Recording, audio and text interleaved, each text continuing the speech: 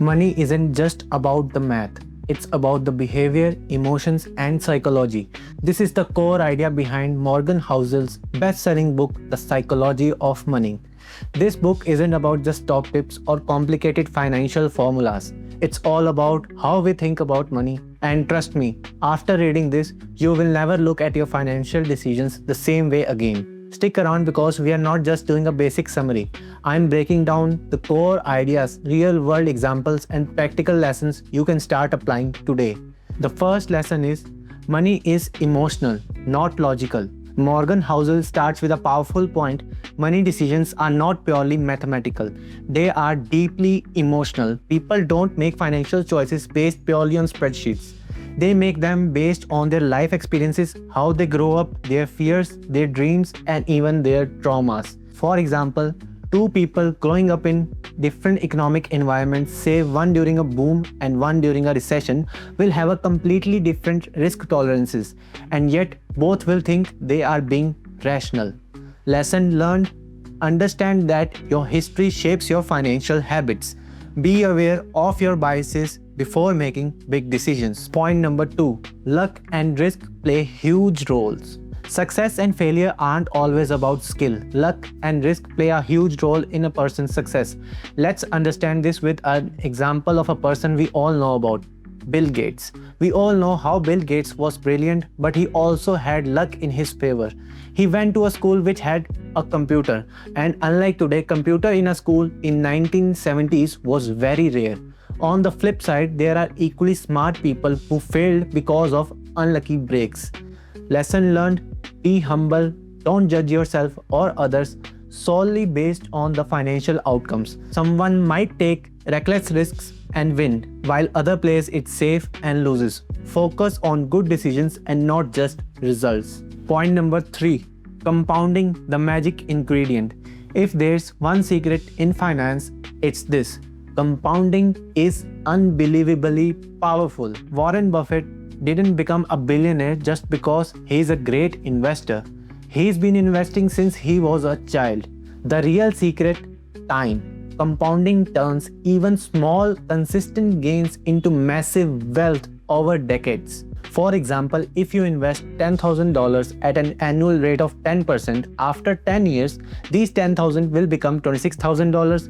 After 30 years, it will become $175,000. And after 50 years, it will become $1.2 million. The lesson learned: start early, stay patient, and let the time work its magic. Point number 4. Saving is more important than just investing. Many people focus obsessively on finding the perfect investment, but Morgan Housel argues saving is more important than just investing. Having a high saving rate gives you flexibility, freedom, and security, even if your investments are average. So, what you can do is, every time you get your salary, first thing you should do is try to set aside a certain amount every month and just keep it in another account or a liquid fund, and use it only if you don't have any other option. Also, try to control your spending. Remember, the ability to save gives you options, and in money, options are priceless. Point number 5. Getting wealthy versus staying wealthy. Getting wealthy and staying wealthy both require different skills. For example, getting wealthy may require you to be willing to take risks, being optimistic, and seizing opportunities. On the other hand, staying wealthy requires humility, frugality, and a healthy fear of losing it all. Most people only focus on the first part, but the second is what actually builds long-term success. Don't let early success trick you into overconfidence. Protect your wealth. Point number 6. Get rich slowly. We love get rich quick stories, but real wealth is built slowly. The most reliable way to get rich is consistently saving, avoiding debt, and steady investing. The FIRE movement, or we call it as financial independence, retire early movement, isn't about extreme frugality. It's about patience and discipline. Point number 7. Wealth is what you don't see. This is my personal favorite point, especially in nowadays where showing your iPhone or showing your fancy car has become new normal. See, rich people don't always look rich. The guy driving a 10-year-old Toyota might have millions in the bank, while the one leasing a Ferrari could be drawing in debt. True wealth is hidden.